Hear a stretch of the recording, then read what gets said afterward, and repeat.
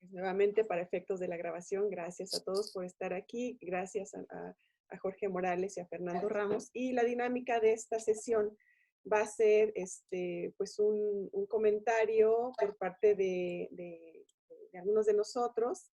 Después quisiéramos, pues ahora sí que nos contextualizaran más los documentos que ustedes escribieron. Y después hay pues una suerte de diálogo, de preguntas, respuestas, comentarios entre un poco de todos, ¿no?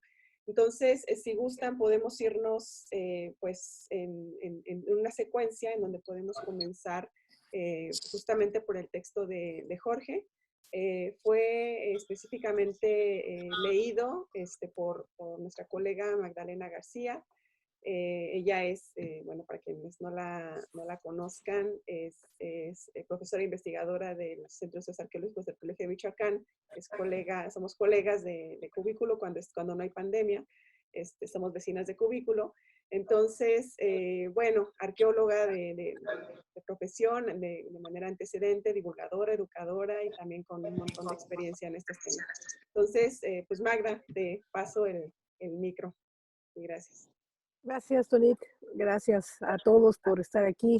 Un gustazo tener el privilegio de iniciar estas labores de Interpat del seminario con esta nueva dinámica, con los autores de los textos aquí presentes. Y pues bueno, yo espero que esta lectura que yo hice y que quiero compartir con ustedes en una breve presentación, pues nos dé oportunidad para platicar de la obra, de la larguísima obra de Jorge Morales, pero bueno, que sirva como un punto de partida y que sea estimulante.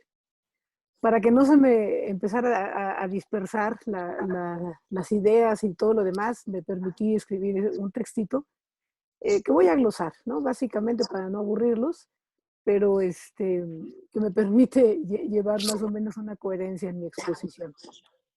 Miren ustedes, allá en el lejano noviembre del 2004, hace muchísimos años, tuve oportunidad de participar en uno de los primeros cursos que Manuel Gándara dictó sobre la que entonces llamaba interpretación temática. Él vino al Colegio de Michoacán, que estaba recién fundado, y entiendo que también era uno de los primeros cursos que él dictaba a propósito de este tema, ¿no? Que en el área de arqueología, que es en la que nos movemos, tanto Manuel, Antonieta, su servidora y bueno, varios de los que están en Interpat. Perdón, Magda, discúlpame la interrupción. Sí. Si pudieran apagar los micrófonos los demás, de favorzote, para escuchar mejor. Creo que ya, ¿verdad?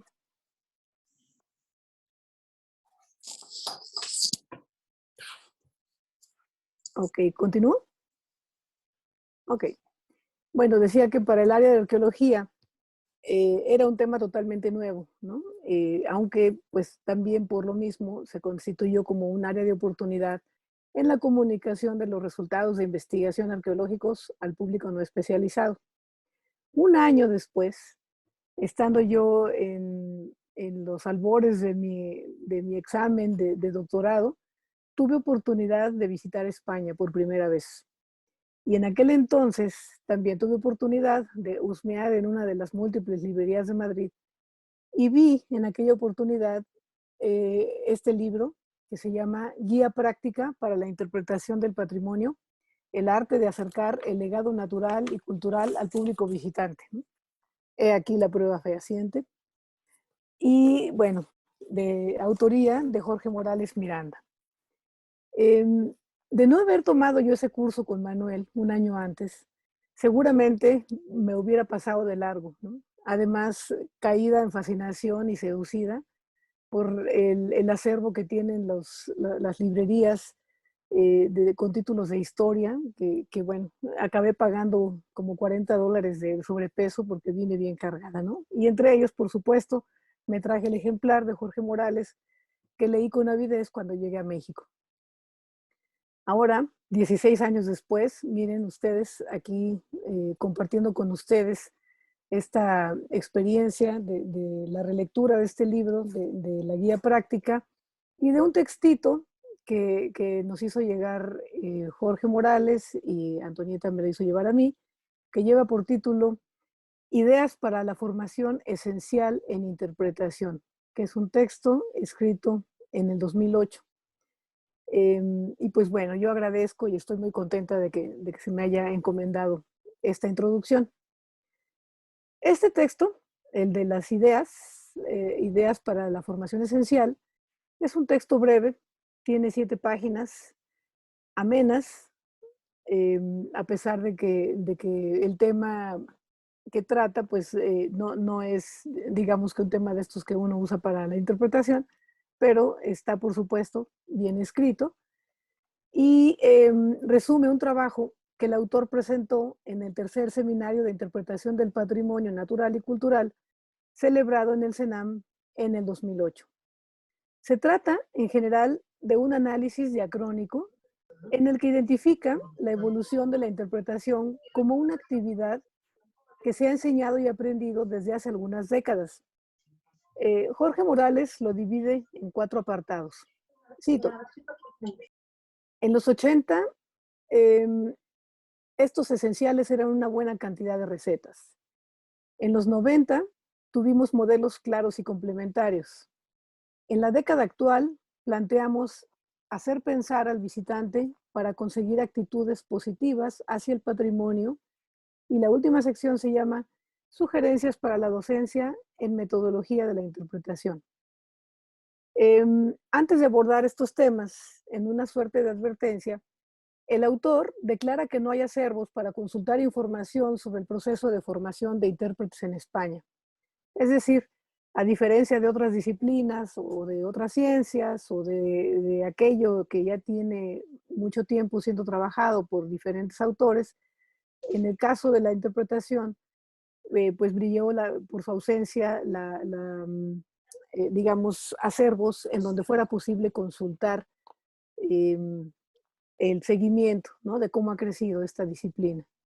Aún cuando la Asociación de Intérpretes de Patrimonio publicó entre 1999 y el 2002 el Boletín de Interpretación, ni siquiera ahí se dispone de datos duros para confirmar este dicho, que había escasos cursos sobre interpretación y materiales, ¿no?, en castellano en particular. Incluso la misma ausencia de acervos de consulta, pues conforma esta percepción, ¿no?, que no había mucho material de donde cortar tela. Afirma el autor que lo que le consta es su propio trabajo y el de Nutriguerra, a sabiendas de que para entonces había otros cursos, pero, como él mismo señala, pues no hay manera de citarlos.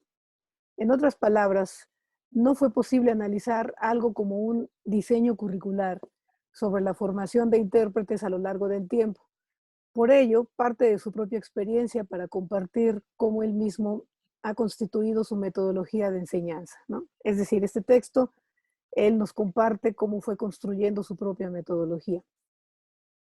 En la primera sección, esta que se titula en los 80s, estos esenciales eran una buena cantidad de recetas, Morales narra su conocimiento del trabajo de Freeman Tilden, considerado como una filosofía para la interpretación del patrimonio.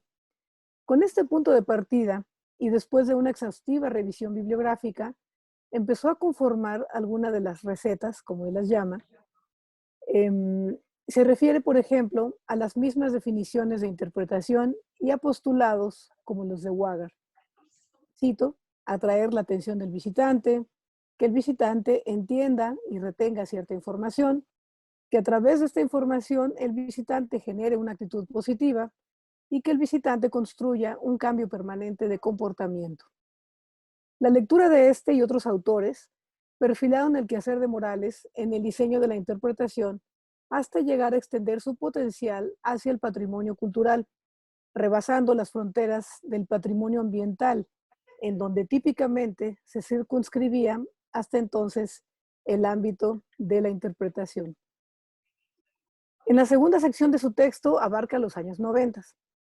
Jorge Morales reconoce la enorme aportación que vino desde la obra de Sam Ham en su célebre libro Interpretación ambiental, una guía práctica para personas con grandes ideas y pequeños presupuestos, de los que destaca su aporte sobre las características de lo que Ham llamó para entonces interpretación temática, caracterizada por tener, cito, una idea completa, sujeto, verbo y predicado, además de necesitar ser amena, relevante, ordenada y temática, y de poder vincularse con modelos de comportamiento humanos apoyados mediante estudios psicológicos.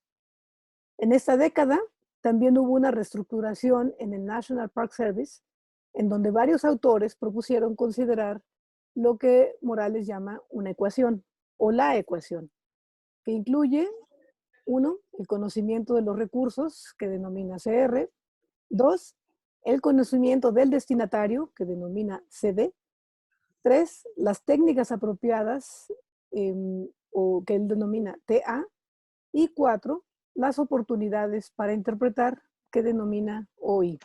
Es decir, esta ecuación tiene estos cuatro componentes: CR, CD, TA y OI.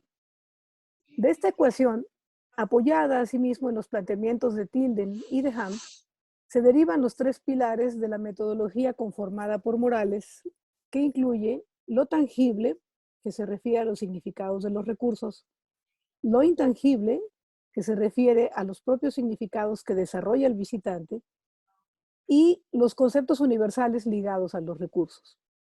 Es decir, un modelo que articula el bien patrimonial con sus propios significados, los que el visitante genere mediante el mensaje del intérprete y en relación también con los conceptos universales.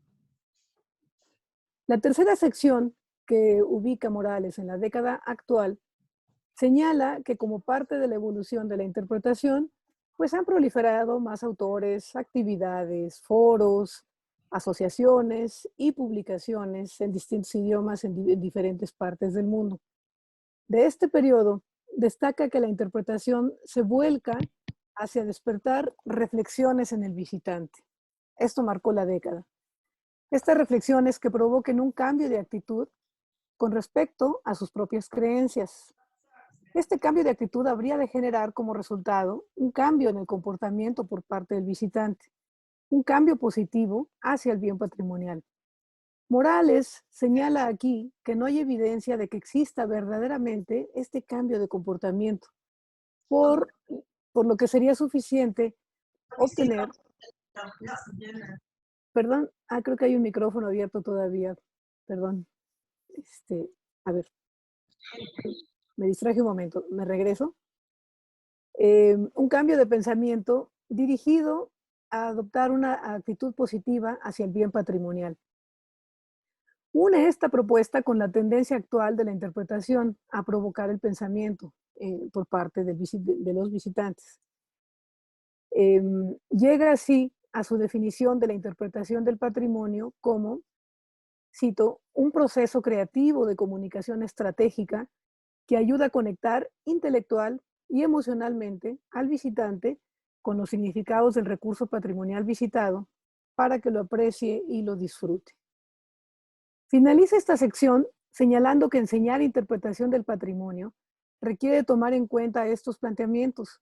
Eventualmente, esto llevaría a una buena preparación de los profesionales de la interpretación y su cualificación precisamente como profesionales.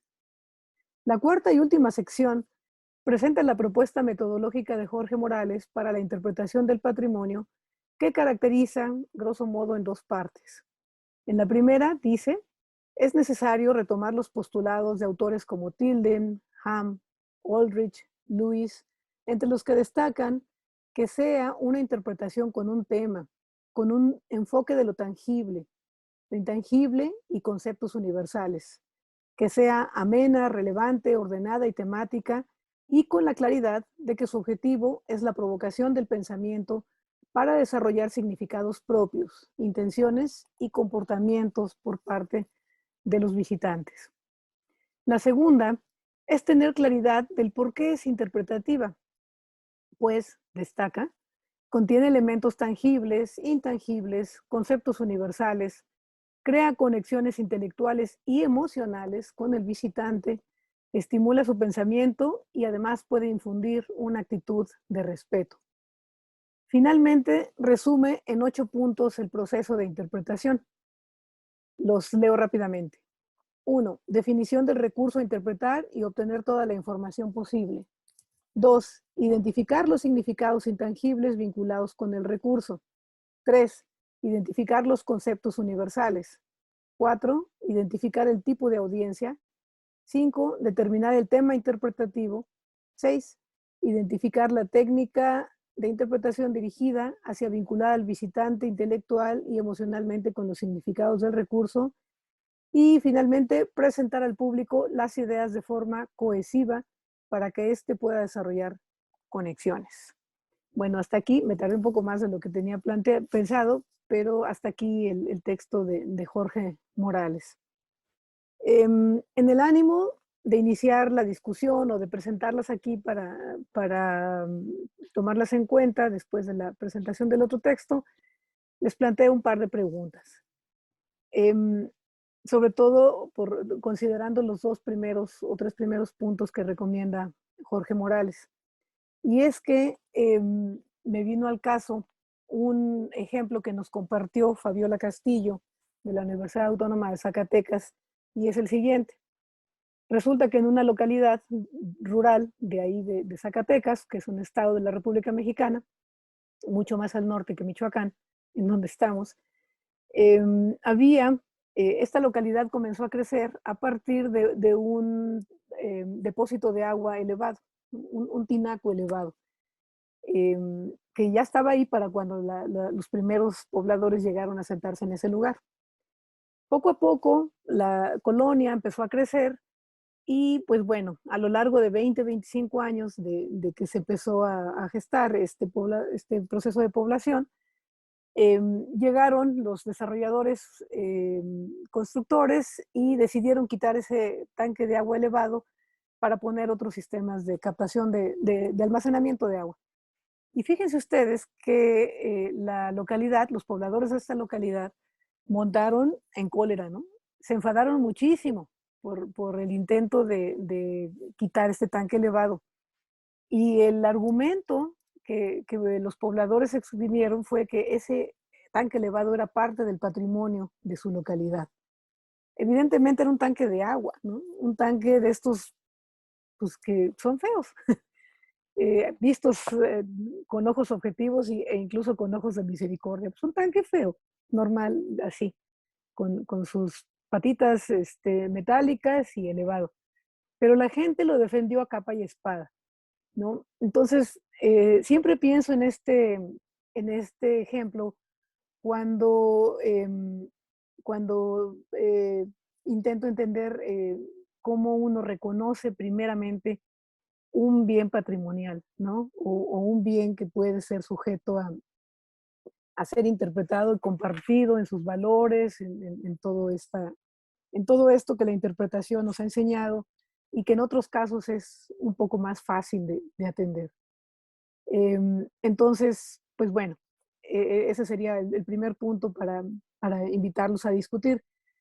Y el otro, que sí es como una inquietud que trabajando con Tony, pues ha quedado más o menos despejada en los últimos tiempos, pero siempre es algo que me causa un poco de tentación, ¿no? ¿Por dónde se empieza a identificar los conceptos universales? Y bueno, hasta aquí lo dejo para no comerme el tiempo de los demás. Muchas gracias. Gracias, Max. Pues quisiéramos escuchar un poco el contexto de este texto y algunas cuestiones complementarias, Jorge. Adelante, por favor.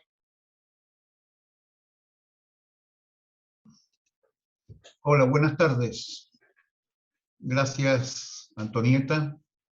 Hola, Fernando, tanto tiempo. Hola, Sam y todo el grupo que estamos aquí. La verdad es que has hecho un recorrido de lo que yo considero casi algunas cuestiones prehistóricas de la interpretación. Hay muchas cosas que van a saltos y esto que anunciaste como de mi tremenda acervo de publicaciones, en realidad siempre ha sido la misma publicación que la he ido revisando y pasando a limpio. O sea, yo no soy investigador, yo lo que intento es, y he intentado, no sé si iré perdiendo un poco la habilidad, pero estar actualizado y por lo tanto darle actualidad e ir modificando, introduciendo algunos elementos en mis textos para principalmente la docencia, ¿no?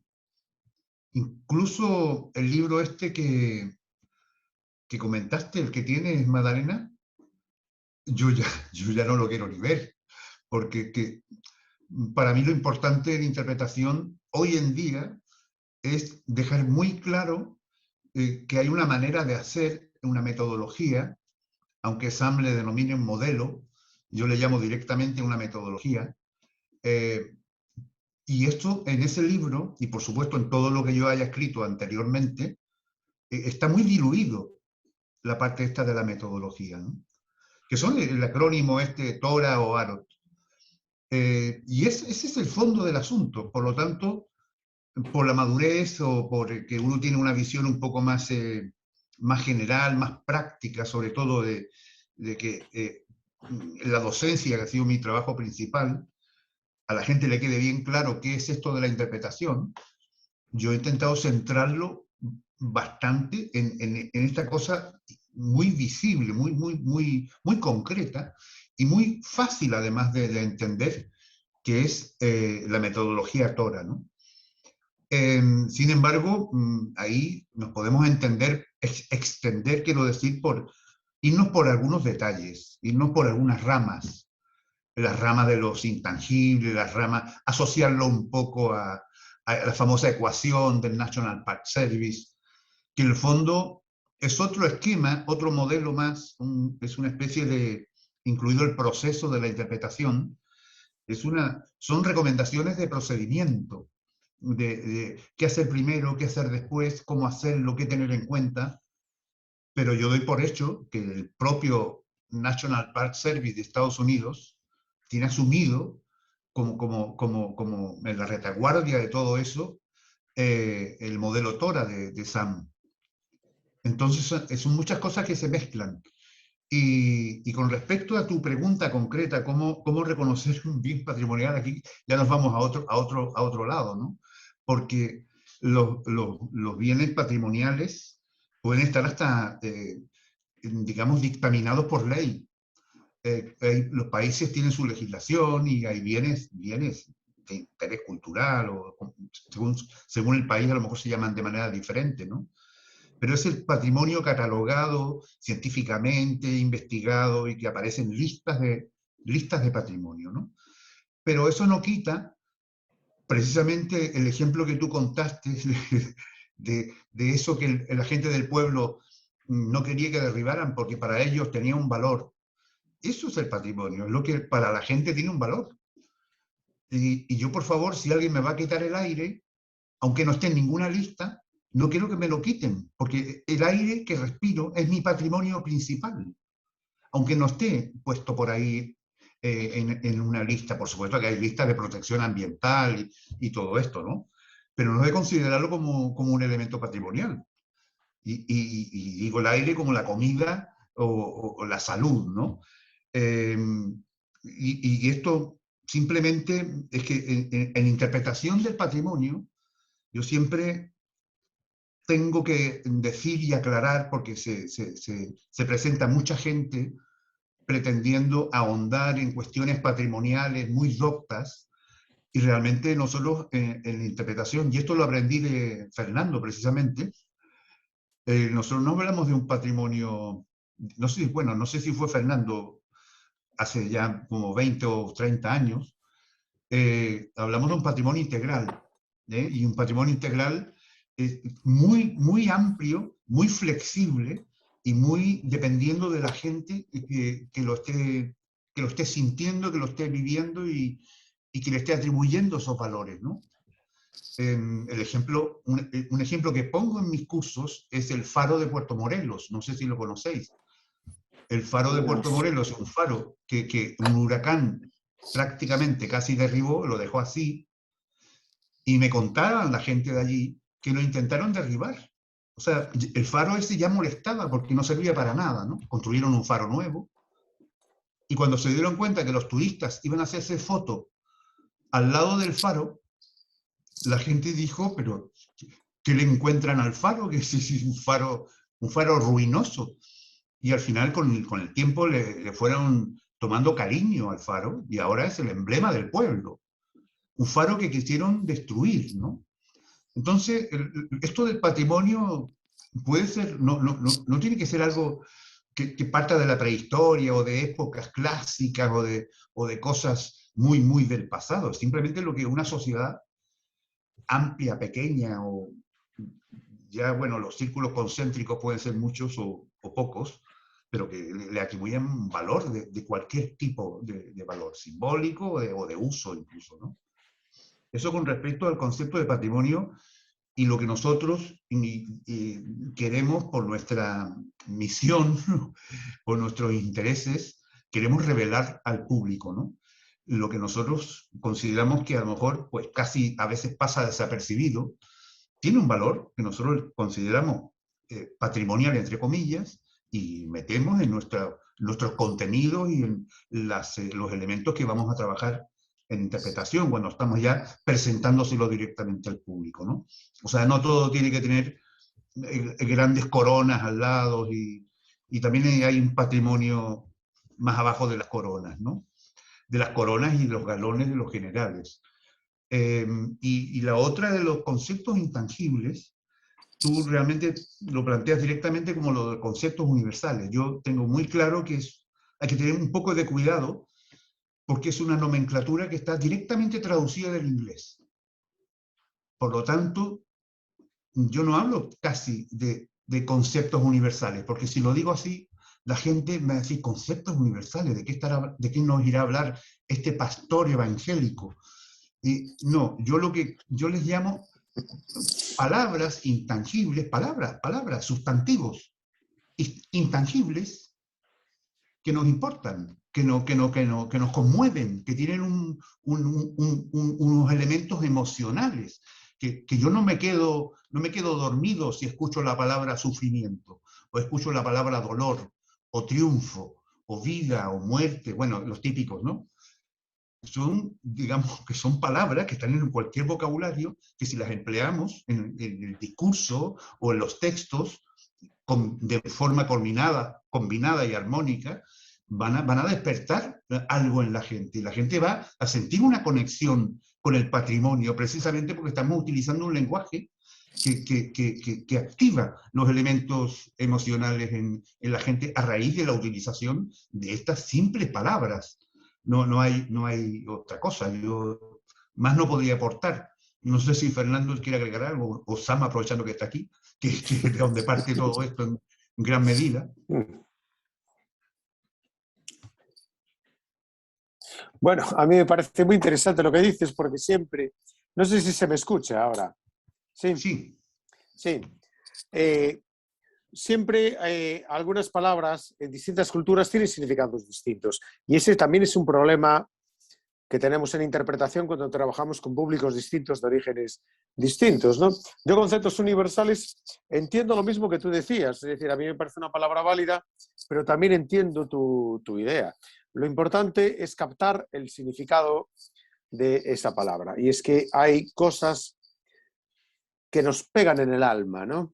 Que, como tú decías muy bien, cuando escuchas una palabra como muerte, como amor, como hijo, te toca en el corazón y te despierta la atención y por tanto te hace atender lo que dice el guía o lo que pone un panel. Esa es la cuestión. Luego, las definiciones a veces son pues, un tema más académico que puede servir para desarrollar pues, epistemologías, etcétera, pero de lo que estamos hablando al final lo entendemos todos y la clave es un poco lo que tú dices, ¿no? Es decir, buscar elementos que hagan que el cerebro se despierte y que, como hablaremos después, decida gastar energía en atender lo que está contando una persona o lo que está puesto en un panel, ¿no? Y esa es para mí la cuestión, pero sí creo que la clave es, Jorge, lo que tú decías, ¿no? Es decir, esas palabras que tienen un significado especial tan trascendente que rompen todas las barreras, incluso de la comodidad, de la vagancia, ¿no? Del decir, va, estoy aquí tranquilillo, ¿por qué voy a leer este panel o atender este guía? Pero de repente usan una palabra clave y esa palabra clave a ti te despierta un chip que empieza a funcionar aunque tú no quieras. Sigue.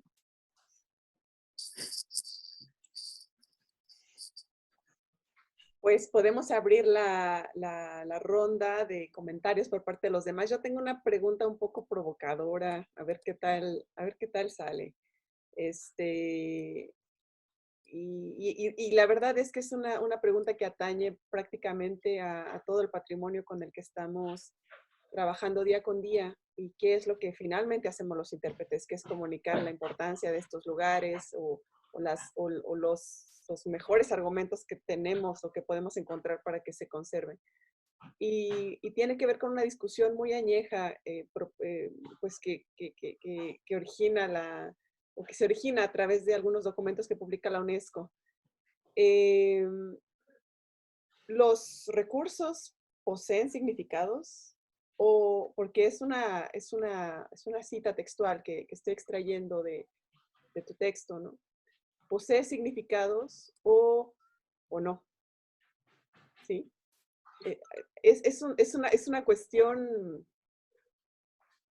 pues que tiene, no sé, tiene fundamentos incluso epistemológicos, ¿no?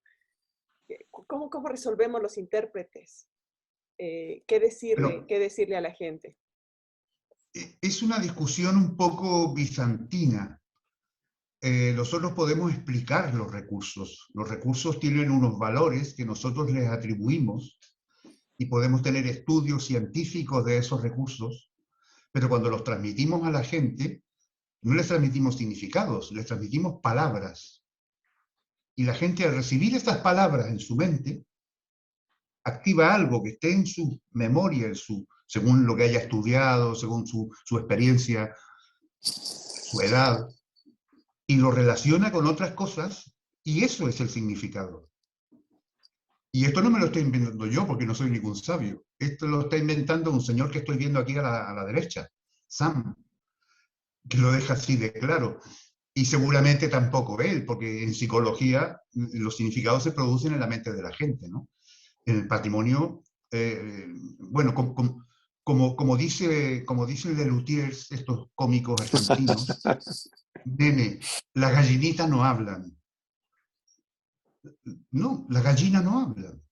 O sea, que el patrimonio no habla, los animales no hablan. Los podemos hacer hablar para hacer algo ameno, usando la fábula, la personificación, por hacer una jugarreta. Claro, el castillo me puede contar su historia, pero son piedras. Hay gente detrás que está elaborando esa historia para transmitírmela, ¿no? Y lo que yo reciba, voy a estar reconstruyendo en mi mente todo lo que vaya recibiendo de manera muy personal, porque si hay alguien al lado mío escuchando lo mismo, lo va a estar reconstruyendo de manera distinta, parecida a lo mejor, con el mismo sentido, pero a lo mejor usando otras fórmulas mentales que cada uno tiene, ¿no? Entonces, esto de que el significado esté o no esté en el patrimonio, yo tengo muchos textos, y ya me da pereza revisarlos, donde digo, sí, tenemos que transmitir significado, pero claro, eso en el siglo pasado. Ya cuando apareció aquello y Sam sobre todo subrayó muy clarito que los significados están en la mente de la gente, yo ya actualicé de nuevo el texto, ¿no? Muchas veces, en muchas definiciones, incluida la definición de la IP, que en el fondo la hice junto a otro colega que falleció, mi amigo Nutri, digamos que la interpretación pretendía transmitir significado y nos quedábamos tan tranquilos. Hoy en día ya no uso esa apreciación, ese concepto, porque habría que decirlo de otra manera, ¿no? Por ejemplo, en inglés, en el Servicio de Parques Nacionales, hablan de significados intangibles. En realidad son conceptos intangibles, palabras que tienen un sentido. Yo no sé si incluso intangible no es preciso, ¿no? Sino que es algo que conmueve, que te remece de alguna manera, ¿no? Que conlleva una cierta carga emocional, o por lo menos que puede activar las emociones en la gente, las endorfinas y todas estas cosas, ¿no? Pero con respecto a los significados que a veces están en las definiciones, le decimos, esto significa tal cosa.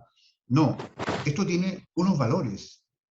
Sobre esto hay un conocimiento y hay una serie de conceptos que los hemos estudiado y los podemos transmitir de manera académica a través de los medios de comunicación o a un grupo de turistas si trabajamos aplicando la interpretación, ¿no? Y cada uno de estos, este público destinatario, va a elaborar sus propios significados, porque no hay otra posibilidad. O sea, lo que nosotros transmitimos como intérpretes, el público no lo guarda como un calco exacto de lo que nosotros le transmitimos.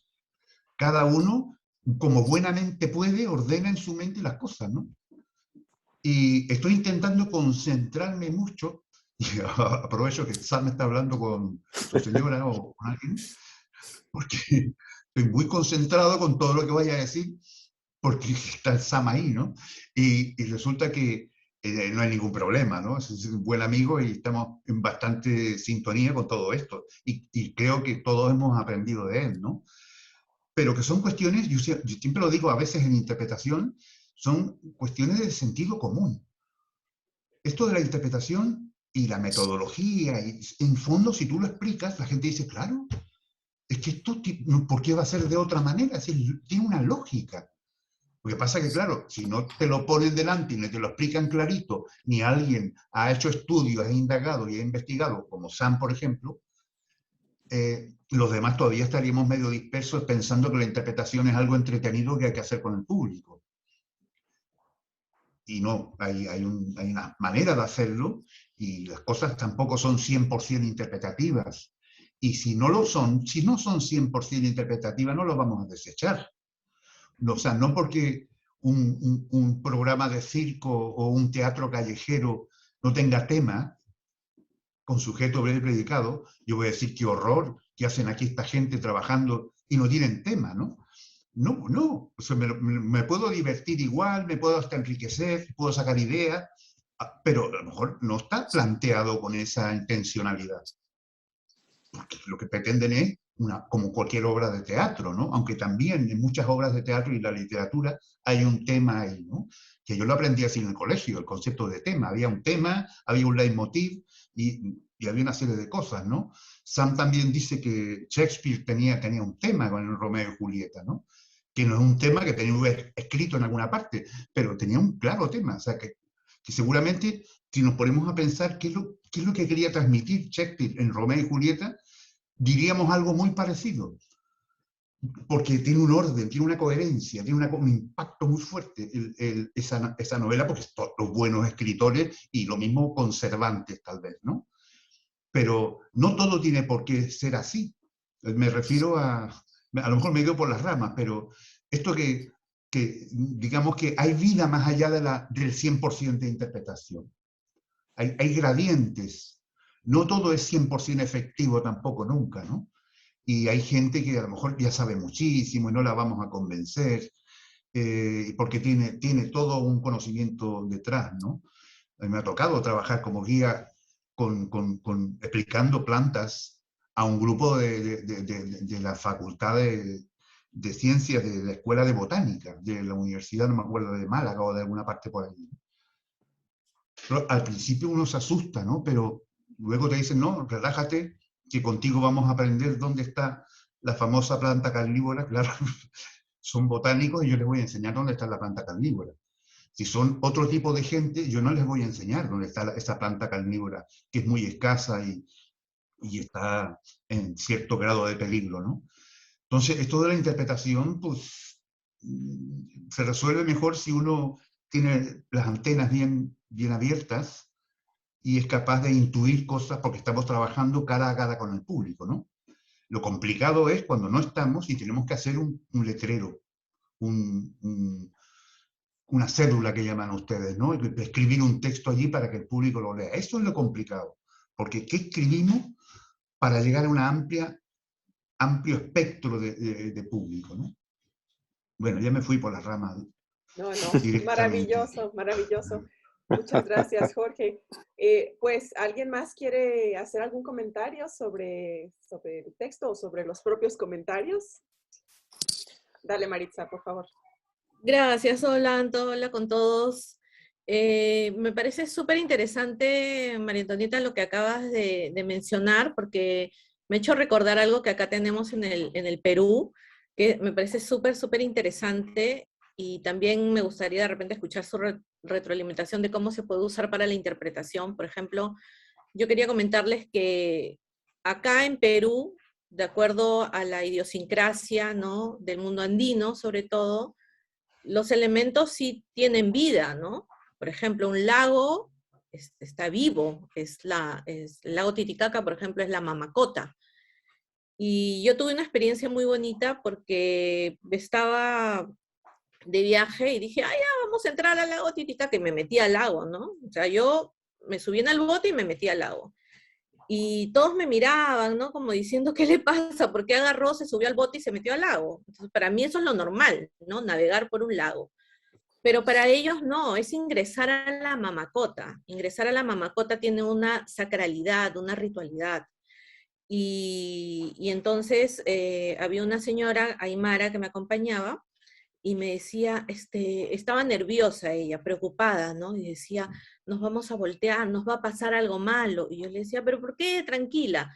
Ella vivía en la zona, pero era la primera vez que navegaba en el lago, y le tenía demasiado respeto al lago. Y decía, es que no le hemos pedido permiso a la mamacota, ¿no? Entonces yo, era la primera vez que escuchaba la palabra mamacota, decía, bueno, como la mamacocha, ¿no? O el mar, ¿no? La mamacocha, pero digamos, nosotros en la costa no tenemos tanto esa sacralidad de repente, o esa ritualidad. Y ella estaba preocupada todo el rato hasta que voy a tomar una foto y el celular salió literalmente volando como si alguien lo hubiera empujado y se cayó al fondo del lago. Y me dijo, la mamacota. La mamacota se tenía que cobrar porque es un ser vivo y tú no has pedido permiso, ¿no? Entonces, es verdad, yo solamente tenía el celular acá y salió volando así como si alguien lo hubiera empujado. Y bueno, hicimos el ritual, hicimos esto, y me di cuenta que a medida que íbamos recorriendo los lugares, una piedra, un lago, ¿no? El río, ¿no? Todos son entes para ellos, tienen vida. Las mismas plantas, ¿no? Yo recuerdo haber también leído un libro donde decía, hablaba sobre las plantas y decía, ¿qué cosa es una semilla, no? La definición de la FAO era, no sé, ente o elemento biológico, ¿no? Del cual se genera una planta y no sé qué. ¿Qué cosa es la semilla? Le preguntaron a una persona de una comunidad y decía, es una mujer, ¿no? Es una mujer joven.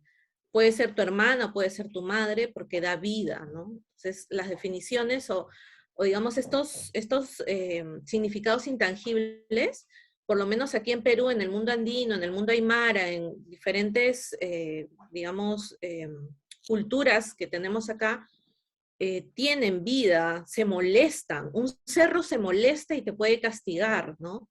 Si no pides el permiso, si no caminas adecuadamente, si no...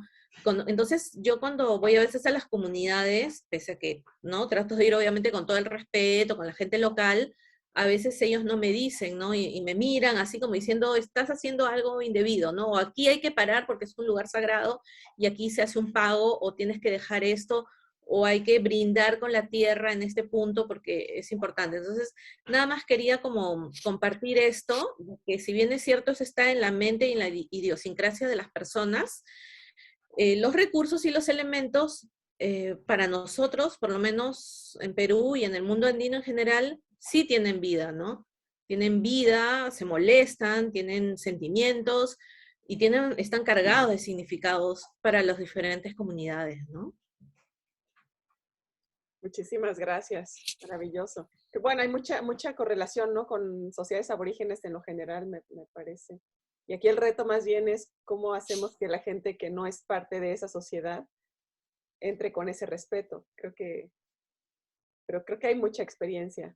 Bueno, tenemos otro texto delante. ¿Alguien quisiera hacer un par de comentarios breves sobre este tema para pasar? Sí, yo quisiera hacer un par de comentarios, si me permites. Dale, Bueno, primero, estar totalmente de acuerdo con Jorge, ¿no? En lo que comentaba. Es decir, la interpretación tiene que buscar una comunicación que es estratégica con las personas, como también dice Sanham, ¿no? Y entonces, digamos así, nuestro deber y nuestro reto, que es increíblemente difícil, es primero capturar la atención de personas que a menudo están sobresaturadas de información, llenas de información, han leído páginas web, están viendo un montón de anuncios, están pasando por una calle con un montón de displays, de escaparates fantásticamente bien diseñados. Nosotros tenemos que hacer y convencerles de que lean o de que atiendan nuestras charlas. Después tenemos que sostener esa atención, es decir, que la gente, cuando ya hemos conseguido que nos atienda, siga atendiéndonos a esa charla, y luego tenemos que construir conocimiento, ¿no? Y esa construcción de conocimiento, que era de lo que hablaba Jorge ahora, es realmente lo que es difícil, porque es algo absolutamente relativo, es selectivo, es ideológico y es una opción personal que tiene connotaciones éticas en el propio intérprete. Es decir, el patrimonio es el patrimonio. Y cuando nosotros interpretamos el patrimonio, estamos haciendo una elección de lo que contamos y de lo que dejamos de contar. Una elección que en parte es consciente, es decir, nosotros decidimos lo que contamos, y en otra parte no es consciente, porque nosotros ni nadie en el mundo sabrá nunca todo lo que hay que saber sobre ese patrimonio. Es decir, la ciencia avanza lentamente, la ciencia tampoco, digas lo que se diga, es completamente objetiva. Es decir, cuando nosotros hablamos sobre algo, escogemos lo que queremos contar. Es lo que se diría en psicología un constructo. Un constructo que escogemos nosotros en base, pues, en parte a nuestra ideología y en otra parte, pues, a una serie de criterios que se establecen, pues en las bases de la interpretación. Por ejemplo, como recoge Jorge en su primer y maravilloso libro, pues ayudar a la gestión del espacio natural. Entonces, cuando yo estoy contando una serie de cosas, estoy intentando tener una serie de resultados que no salgan del camino, que no se lleven fósiles a casa, porque los fósiles deben de quedar en las rocas y en el suelo por el que transita la gente, que no molesten a un bichito, a un animal, para sacar una buena foto, porque ese animal necesita reposo para descansar y para tener tiempo para no sé qué, o para limpiarse las plumas. Por ejemplo, las aves necesitan un 20%, entre un 20 y un 30% del tiempo diario, es decir, de las 24 horas del día, necesitan entre un 20 y un 30% del tiempo las aves migratorias para acicalar sus plumas, si no, no son capaces de volar. Necesitan otro tiempo de reposo y tal. Si hay gente fotografiándolas, acercándose para verlas, le están restando ese tiempo y están disminuyendo las posibilidades de supervivencia, porque cuando hagan la migración van a llevar menos reserva de grasa. Simplemente eso, ¿no? Entonces, digamos así, nuestra labor tiene una implicación personal. Y esa implicación personal tenemos que tenerla siempre en cuenta, porque nunca somos totalmente objetivos, pero nuestra labor es necesaria e imprescindible para eso, ¿no? Esta última charla también me pareció interesantísima por el tema de qué es lo que realmente marca a la gente, ¿no?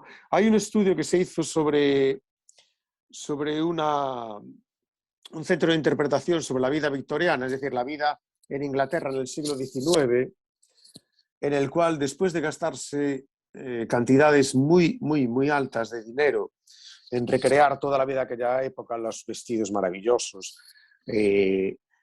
las copas, los vasos, las vasijas, toda la decoración de la gente que tenía muchísimo dinero en aquella época, realmente lo que le impactaba a la gente era llegar a la lavandería y poder oler una pastilla de jabón antigua, que era lo que ellos recordaban de pequeñitos con su mamá, ¿no? Es decir, su mamá lavaba la ropa a mano, la lavaba con una pastilla de jabón de esas de glicerina antigua, ponía la ropa a secar y ellos aspiraban ese aroma, ¿no? Ese aroma limpio y tal, mientras corrían desnuditos. Bueno, desnuditos en Inglaterra es difícil por el frío que hace, pero cuando caminaban por el jardín felices, sin problemas y tal, ¿no? Esa ya no lo pueden vivir, pero el jabón les evocaba esa época feliz que tuvieron, donde eran libres y despreocupados, y tenía un impacto mucho mayor que otras intervenciones museísticas que tenían un coste infinitamente mayor, ¿no? Entonces, eso viene a recordar un poco, pues, un poco lo que decía Jorge, ¿no?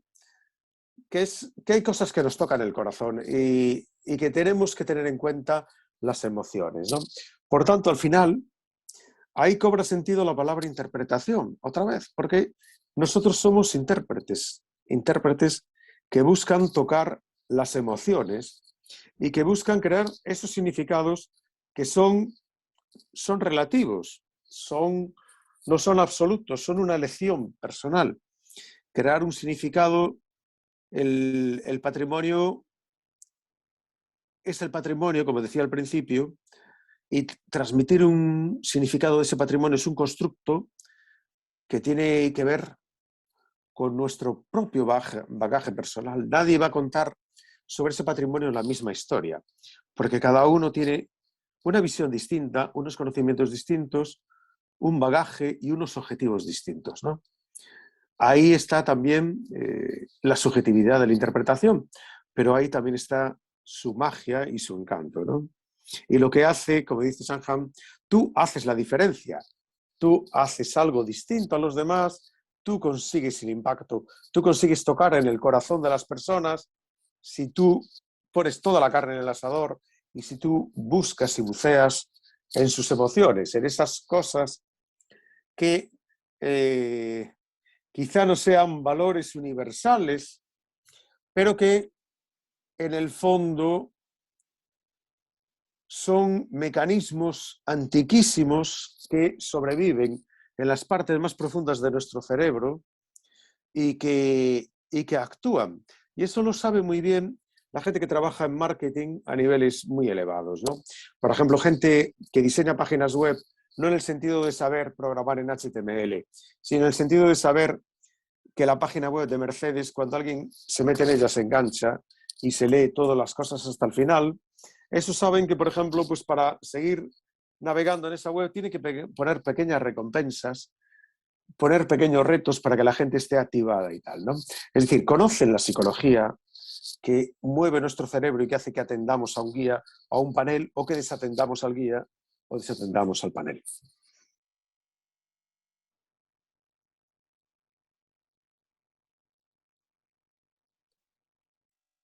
No supe si se congeló o dejó de... de repente.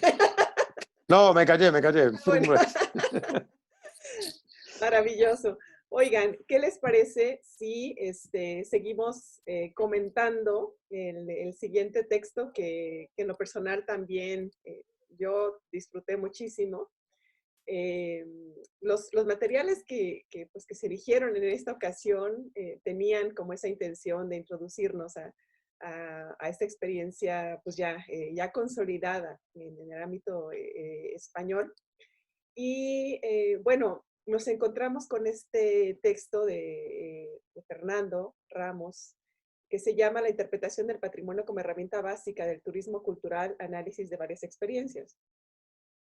Y yo encuentro muchos aciertos. Pienso que es uno de estos textos en donde uno se ve reflejado en lo que dices y a veces estás leyendo y dices, sí es cierto, con ganas de decir revolución, ¿no? Al final, ¿no? Porque tiene elementos de experiencia en donde está reconociendo lo que, ya no nada más lo que hay que hacer, ¿no?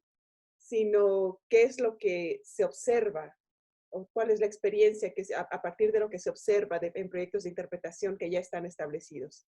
Y a partir de ahí generar reflexiones de prevenir para evitar como seguir cometiendo los mismos errores, porque básicamente la propuesta, parte de la propuesta de este artículo, me parece muy acertado. Entonces, bueno, Laura Velázquez, una miembro de Interpat, que ya tiene también bastante experiencia en el ámbito turístico en Guatemala, pues nos va a compartir la lectura, Laura, y ya a partir de ahí, pues igual seguimos comentando. Gracias, Laura. Buenas tardes. Bueno, estoy un poco nerviosa porque realmente hay muchas personalidades que uno solamente ha tenido la oportunidad de leer, especialmente en un país como Guatemala, donde el tema de la interpretación del patrimonio realmente, digamos que es novedoso todavía, ¿verdad? A pesar de que se aplica en diferentes ámbitos. Entonces, bueno, yo elaboré una pequeña presentación, ¿verdad? Del texto, que ya había tenido oportunidad de leer anteriormente para, pues, algunos trabajos que había realizado, ¿verdad? Entonces, si me pueden confirmar, por favor, que pueden ver mi pantalla. La vemos bien. Ok, buenísimo. Ok, bueno, entonces, bueno, pues realmente el texto es bastante enriquecedor, ¿verdad? Para comprender la interpretación del patrimonio y especialmente en relación con el turismo. Que no sé, en México, en España, ¿verdad? ¿Cómo es la relación? Pero en Guatemala, académicamente, ¿verdad? Riñe, ¿verdad? Los que se dedican al tema del patrimonio con los que nos dedicamos al tema del turismo. Sin embargo, también como para darles un pequeño contexto, ¿verdad? De mí en particular, pues es que yo también soy arqueóloga, pero me he dedicado ya en los últimos 10 años a este tema del turismo, ¿verdad? Entonces, el texto creo que nos provee claves importantes sobre la labor del intérprete, porque Fernando, el autor, lo aborda también como visitante, y creo que esa es la ventaja que tenemos como intérpretes. No solamente entendemos la interpretación y cómo desarrollar o cómo presentar un material, un bien cultural, un bien natural, sino que también somos visitantes, somos usuarios de ciertos, digamos, pues, sitios turísticos que utilizan el patrimonio como el atractivo principal, ¿sí? Entonces, con base en eso, y especialmente con énfasis en el tema del turismo, pues identifiqué 3 temáticas básicas del texto, ¿verdad? Una en el que nos deja ver lo que es el turismo cultural y el turismo de naturaleza. El otro tema que sería la interpretación como herramienta, y el otro tema es la gestión del visitante. Entonces, la idea principal en torno al turismo cultural y el turismo de naturaleza es entender que la cultura viva o el patrimonio intangible, que parecen algunos, los bienes tangibles, la biodiversidad o la naturaleza, son los principales activos del turismo. Yo sé que esta palabra de activo puede sonar como muy fuerte porque se le está, pues, tiene una connotación bastante mercantilista, ¿no? Pero no podemos olvidar que cuando habilitamos un bien patrimonial para su visitación, no solamente, especialmente aquellos, pues, ¿verdad?, organizaciones o instituciones que lo hacen pues, ¿verdad?, con la intención de la rentabilización de él, ¿verdad?, pues ahí es en donde cambia la perspectiva también de entender el patrimonio, ¿verdad? Entonces, por eso utilicé esta palabra, y que espero que luego podamos discutir también. Luego también es importante entender que no todo puede ser transformado en un producto turístico, y bien lo dice el autor en el texto, ¿verdad? Hay muchas razones, digamos, porque una, pues, realmente el potencial puede no ser el que buscan las turoperadoras, por ejemplo, ¿verdad?, para su desarrollo en el mercado turístico. Quizás no vaya a llamar la atención del visitante, ¿sí?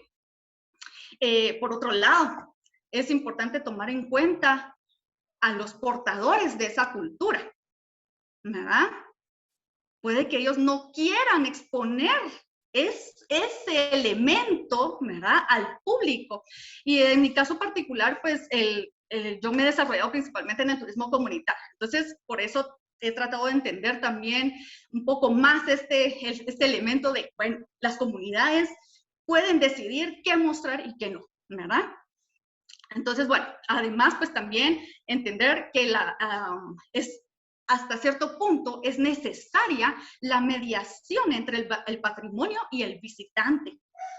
Decía el autor, ¿verdad? Teotihuacán. Bueno, solo ver la pirámide del Sol no necesita ser interpretado, ¿no? En nuestro caso, Tikal, por ejemplo, ¿verdad? Pero no necesitan esa interpretación porque ya capturan al visitante, pues, ¿verdad? Al espectador. Sin embargo, eso no quiere decir, digamos, que el turista, el visitante, el usuario, ¿verdad? No puede tener cierto interés en conocer más allá de lo que está viendo. Entonces, bueno, así que la mediación es importante y esa mediación pues es lo que se va a convertir en la interpretación de ese bien cultural o natural. La visitación a elementos patrimoniales, culturales o naturales, pues también se basa, y especialmente en la actualidad, ¿verdad?, en experiencias que permitan al visitante estar en un contacto estrecho con ese bien cultural o natural, ¿verdad? Entonces, de ahí que tengamos ese famoso turismo sensorial o ese turismo experiencial o ese turismo vivencial, ¿verdad? Que, bueno, básicamente, pues, lo que tratan los tres es que el turista, el visitante, sienta, se emocione, ¿verdad?, con ese patrimonio. Estas motivaciones particulares del turista, pues también deben de ser entendidas por parte de aquellos que operamos en determinados sitios, ¿sí? Básicamente, pues en Guatemala, les voy a comentar un poco, pues, ¿verdad?, el caso de Guatemala, pues, que es el que yo conozco, ¿no? Aquí, pues, nuestros productos turísticos relacionados con el turismo cultural son muy básicos. Y para comentarles, pues, también que muchas veces, bueno, ya desde 1933 que recibimos a nuestro primer gran grupo de turistas en Guatemala, realmente se vienen manejando los mismos destinos, exactamente los mismos, y de la misma manera se gestionan. O sea, ya tenemos demasiado tiempo bajo el mismo régimen, digamos, ¿verdad? Bajo la misma visión. Y entonces esto, pues, tiene que romperse, ¿verdad? Especialmente por los nuevos grupos de turistas o los nuevos tipos de turistas que están surgiendo, especialmente con esto del COVID-19. También, pues, esto nos trae consigo esa diferenciación y clasificación de la audiencia, la audiencia cautiva, la audiencia no cautiva, y eso es algo que también, desde el punto de vista de las turoperadoras, de los guías de turistas que trabajan de forma independiente, ¿verdad?, que son prácticamente los intérpretes de ese patrimonio, se queda muy corta. Aquí en Guatemala contamos con una institución que se dedica a la formación de guías de turistas. Solamente hay una en todo el país.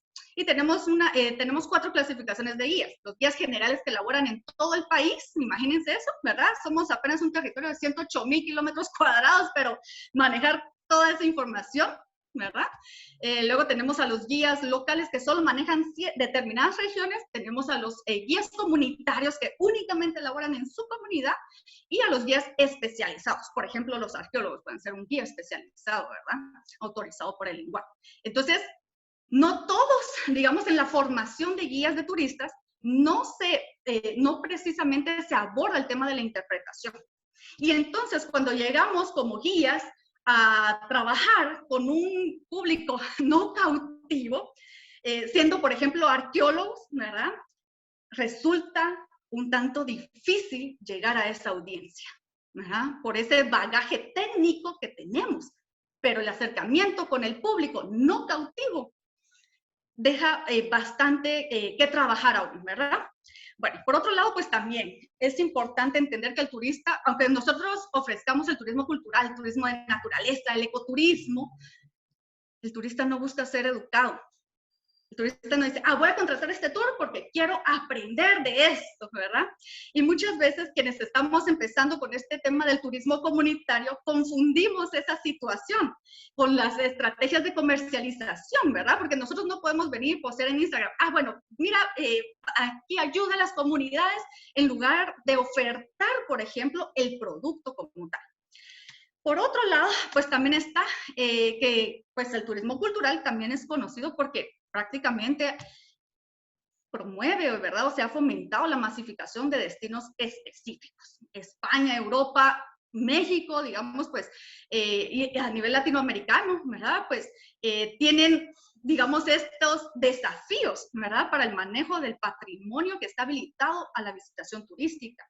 Yo veía, por ejemplo, en el caso de Europa, digamos, ¿verdad? Tenemos a Francia, los primeros 10 países dentro del ranking, ¿verdad? Con mayor visitación internacional, que la visitación se basa justamente en estos elementos culturales, históricos, arqueológicos. México no es la excepción, ¿verdad? Tienen Teotihuacán como su primer, bueno, recibe más de 2 millones de visitantes, pues, al año, ¿verdad? Nosotros, pues, no llegamos a eso, ¿verdad? En Guatemala, nuestro Tikal apenas recibe 350,000 visitantes antes del COVID, ¿verdad? O sea, realmente para nosotros es mucho, pero en comparación con otros destinos realmente pues no es nada. Sin embargo, esa masificación pues ya vemos que genera ciertas problemáticas por esa falta de gestión adecuada, ¿verdad? De estos bienes como el capital turístico. Por otro lado, pues también en nuestro segundo punto, la interpretación como herramienta. Fernando, el autor, nos hace ver que es un enfoque realmente constructivista, ¿verdad? El que aplica esta técnica, ¿verdad? Y ese enfoque constructivista también, pues, yo la he visto o la he conocido como docente. Y esto del constructivismo implica la autogestión de ese conocimiento, pero también del hacer para aprender. Y entonces ahí regresamos o retomamos justamente a este turismo sensorial, experiencial, vivencial, que cada vez está pues cobrando mayor auge, ¿verdad? El turista quiere experimentar el destino, no solo informarse de él. Por otro lado, pues la interpretación también la considera el autor, ¿verdad? Como parte de esa comunicación estratégica que debe ser significativa. Y para ello, pues se pueden utilizar una diversidad de medios interpretativos. En la actualidad, pues no podemos dejar a un lado pues todos esos recursos digitales, ¿verdad? Esas audioguías, todas esas guías que podemos descargar del internet, ¿verdad? O aquellas blogs incluso, ¿verdad? De viajeros que nos comentan sobre estos sitios, ¿verdad? Además de aquellas, pues, ¿verdad? Que son desarrolladas por los entes administrativos de determinados sitios turísticos con bienes patrimoniales. También, pues, es importante comprender los procesos mentales del visitante y ahí es en donde entra en juego también la psicología, lo cual me llamó mucho la atención de este texto, ¿verdad? Cómo debemos de entender la conducta humana para poder, y especialmente en este caso del turista, del visitante, para poder desarrollar esas estrategias y medios interpretativos eficaces para el visitante, ¿sí? Y bueno, esos aspectos conductuales, pues, desde la perspectiva de un visitante, se pueden traducir, por ejemplo, en esas expectativas que tiene previo a visitar un lugar, pero también cómo esas expectativas se pueden transformar cuando ya esté en el destino y cuando finaliza la visitación a ese sitio. Otro aspecto que me llamó mucho la atención que menciona el autor y que lo recalca en un par de ocasiones es la relación costo-beneficio que observa el visitante a la hora de llegar a un lugar, ¿verdad? Entiéndase, un museo, un pueblo, un sitio arqueológico, un parque ecológico, ¿verdad? Un parque nacional. Y es ahí donde el turista, pues, o el visitante valora, ¿verdad? O hace esa valoración. Bueno, esto cuesta tanto, yo voy a invertir tanto tiempo para trasladarme, porque no es solo la duración del recorrido, es el tiempo que yo voy a invertir como visitante para trasladarme o desplazarme hacia el punto donde se encuentra ese bien patrimonial. Por supuesto, también aquí entra en juego la calidad de los servicios. Y por último también, bueno, pero no menos importante, la utilidad de la información, ¿verdad? Bueno, por otro lado, pues también tenemos que como la oferta turística debe ser definida, especialmente aquella que está enfocada en el patrimonio como su principal producto turístico, ¿sí? Y aquí es importante también que como turoperadores, de hecho me gustaría mucho que muchos turoperadores estuvieran en esta charla, ¿verdad? En este grupo, entendieran la potencialidad propia del territorio, del bien cultural, del bien natural y del contexto asociado a ese bien. No podemos, por ejemplo, en nuestro caso Guatemala, nuestros destinos emblemáticos pues son Antigua, y que con su, pues con ese énfasis de la época hispánica, ¿verdad? De la arquitectura hispánica, la arquitectura barroca, tenemos Tikal, tenemos Chichicastenango, ¿verdad? Que representa pues esto de la cultura viva, y Atitlán, ¿verdad? Con el lago de Atitlán, los 3 volcanes, pero además de ello el componente social y cultural en torno al lago. Entonces, no podemos nosotros vender una Antigua en Tikal, ni podemos hacer de Antigua un Tikal, ¿verdad? Entonces, realmente las potencialidades, las características propias de cada destino, de cada bien cultural, de cada bien natural, deben de ser comprendidas, conocidas, ¿verdad? Para poder generar una oferta turística responsable. Y finalmente, pues, la gestión del visitante. En el caso de la gestión del visitante es el último tema en el cual recae justamente el turismo cultural de naturaleza y la interpretación del patrimonio. La gestión del visitante, de acuerdo con el autor, ¿verdad? Pues es justamente lo que origina el desarrollo de esta metodología de la interpretación. ¿Cómo hacer accesible esos parques nacionales en Estados Unidos, ¿verdad? Al público en general, a ese público no cautivo, ¿sí? ¿Cómo hacer que este público comprenda la importancia de la biodiversidad, de contar con un área protegida? Y bueno, eso lo podemos trasladar también al aspecto cultural, por supuesto, ¿sí? Entonces, la gestión del visitante no es solamente decir, en el caso turístico, o también, bueno, de la gestión patrimonial, ¿verdad? ¿Cuánto se le va a cobrar al visitante? ¿Vamos a poner guías de turistas o no? La gestión del visitante va más allá de eso y realmente está integrado con la interpretación. Es importante tener en cuenta para los administradores, gestores de los destinos, de los sitios patrimoniales, que habilitar al público un sitio patrimonial implica gestionar un programa de interpretación para la valorización del patrimonio, pero también para generar una experiencia satisfactoria para el visitante, sea un visitante nacional o internacional, ¿verdad? Porque muchas veces se menosprecia al visitante nacional, bueno, ¿verdad? Por el visitante extranjero, ¿verdad? No sé si eso sucede allá en México, pero aquí sí, o por obvias razones, pues por obvias razones. Entonces, pero bueno, eso sucede, ¿no? Y por supuesto, pues también los resultados de la visitación, ¿verdad? Pues ya sea positivos o negativos, van a determinarse de acuerdo con el valor percibido por ese visitante. Y aquí es importante, el autor Fernando, al final de la prestación del servicio, nosotros tenemos que evaluar, o deberíamos evaluar, ¿verdad? La experiencia de nuestro cliente. Y eso debería de ser también utilizado, o al menos encontrar una forma de compatibilizarlo con las instituciones, organizaciones, familias, etcétera, ¿verdad? Que se dedican o que están a cargo de un determinado bien patrimonial, cultural o natural. Y especialmente también ahora con el uso de las redes sociales, son un arma importantísima para la evaluación, ¿verdad? Especialmente en el tema de servicios.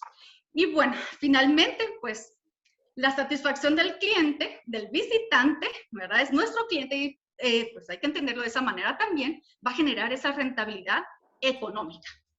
Así que, bueno, este es un elemento también importante que menciona Fernando.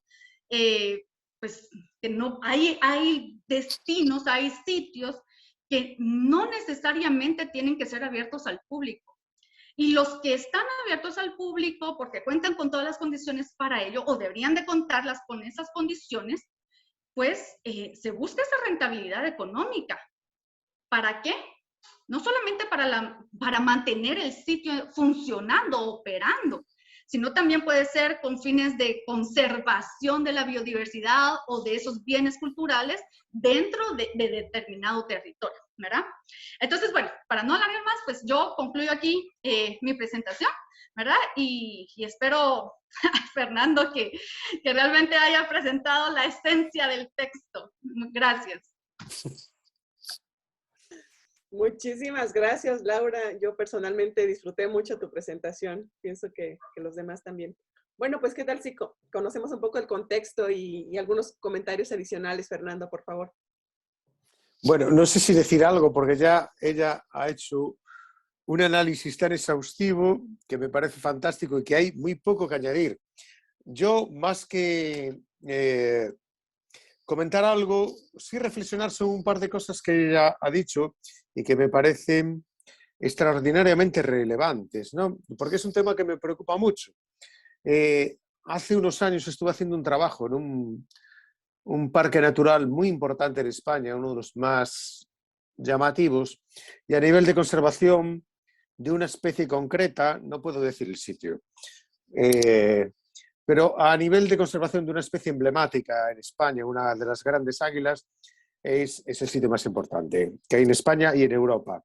Y una de las cosas que salía en mi estudio es que también sale en un estudio que hizo la Universidad Autónoma de Madrid y Europark, es que los habitantes del espacio natural no participaban en los programas de educación ambiental y de interpretación del sitio. Es decir, los programas de interpretación ambiental estaban hechos para gente de fuera del parque y no para la gente del parque. Y la gente del parque no comprendía el valor del sitio en el que vivían, no lo disfrutaba, no lo conocía y no profundizaba en él. Entonces creo que esta aportación que nos ha hecho esta compañera de Guatemala es fundamental. No debemos de olvidar nunca a los propios habitantes del parque y debemos desarrollar programas que los integren, porque en el fondo ellos son la clave de la conservación del sitio. La clave de la conservación del sitio. Entonces, para ello tenemos que desarrollar programas que estén adaptados a su mentalidad, como explica Sanján, Jorge, yo, etcétera, ¿no? Es decir, y eso no tiene que ver solo con sus valores culturales, sino con sus necesidades. ¿Cómo ellos ven el parque?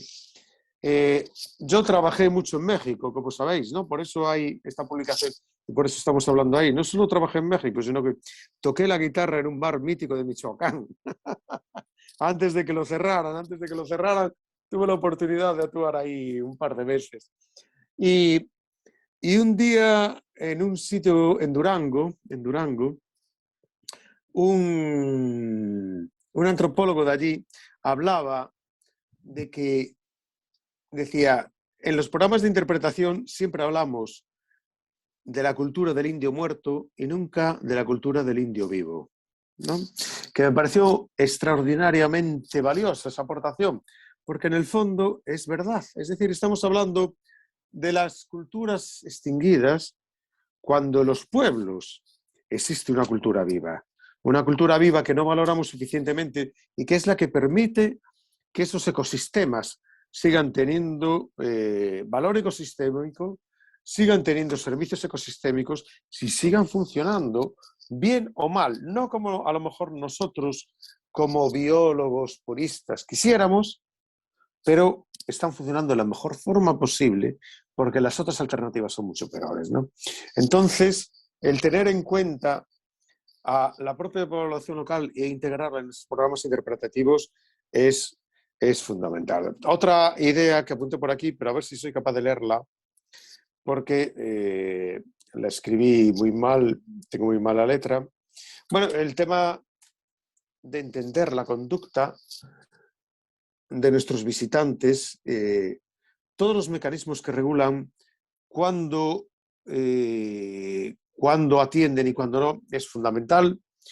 Creo que el último libro de Sanham, de cómo hacer la diferencia, aborda ese tema, que era un tema necesario, porque muy a menudo la interpretación ha sido entendida como una religión, ¿no? Es decir, como las 12 tablas de Moisés que bajan del cielo y dicen, tienes que hacer 15 paradas en un itinerario, ¿no? Y como dice Sam, dice, bueno, 15 paradas es un término medio, es decir, es una estadística, pero si tú necesitas 12 o necesitas 18, puedes usar 12 y 18. Como decía la anterior ponente, es decir, el sentido común, que es el menos común de los sentidos, te debe de guiar. Es decir, la interpretación es una herramienta, no es una religión. Entonces, tú debes de basarte en esos conocimientos, pero debes de fiarte también de tu experiencia y de tus conocimientos y decir, bueno, yo lo que necesito es esto, ¿no? Y esto es, en el fondo, conectar con las personas. Las personas tienen un bagaje cultural, un bagaje emotivo, un bagaje de valores que es fundamental. Eso lo decía Jorge también, pues al principio, conectar con los valores de la gente. Claro, esos valores en algunos casos son universales, como dicen los anglosajones, pero yo creo que ahí está bien dicho, y en otros casos son locales. Y no todos los valores deben de ser perpetuos, ¿no? Es decir, por ejemplo, los valores con respecto a las mujeres, gracias afortunadamente pues a que hay mucha gente que intenta cambiar el mundo, están cambiando y no son iguales, ¿no? Es decir, los valores con respecto a la libertad de la mujer están cambiando, con respecto a otras minorías están cambiando, etcétera, etcétera. Con respecto a nuestro comportamiento con la naturaleza, con respecto a las culturas que nos precedieron, están cambiando y los estamos valorando cada vez más. Creo que a veces había que medir eso también, pero no voy a entrar en ese debate ahora. Pero todo eso tiene que estar dentro de esa olla donde hacemos la poción mágica que hace que un patrimonio que es inextricable y que la gente no lo entiende, al final consigamos que la gente no solo lo entienda, que es importante, sino que lo valore y que se enamore de él, que es realmente el objetivo. Sigamos. Bueno, yo leí con mucho gusto y también con mucha atención el texto. Y bueno, hay cosas que también me llamaron mucho la atención, sobre todo en donde inicias con esta parte que yo vinculo con lo que Manuel Gándara llama el público real, más que el público ideal, ¿no? Donde dices la vida real de las personas es que son personas que A, B, C, D, F, G, ¿no? Entre estas cuestiones, la gente no lee los paneles, la mayoría de los paneles no son leídos. Reiterar el tema de que el público es un público no cautivo, pero sí me llamó la atención una aseveración que mencionas con respecto a que la gente tiene una carga que en algunas circunstancias le promueve tener una actitud de rechazo ante cualquier cosa que tú le quieras decir antes de que la empiece a decir. O no sé si lo estoy un poco llevando al extremo, pero era un poco la idea de decir, la gente tiene otras preocupaciones diferentes a lo que tú le estás a punto de decir, que son esta suerte de barreras que tiene un intérprete al momento de encontrarse con una persona enfrente y a quien le quieres decir algo, ¿no? Entonces, yo tenía como esa duda, si estoy teniendo una lectura llevada al extremo, o si tú has encontrado muchos casos de este tipo en donde, o cómo encuentras esta... yo puse la palabra rechazo no está en tu texto, esto hay que aclararlo a los demás, pero da esa, como esa sensación, ¿no? Porque finalmente las barreras pues son muchas, pero por otro lado también hay mucha evidencia que habla de que la gente al estar en un espacio nuevo, en un espacio justamente de un ámbito no escolar, está como abierto también. Entonces tal vez se dan las dos cuestiones al mismo tiempo, ¿o cómo lo has visto tú que tienes más experiencia con público en interpretación personal?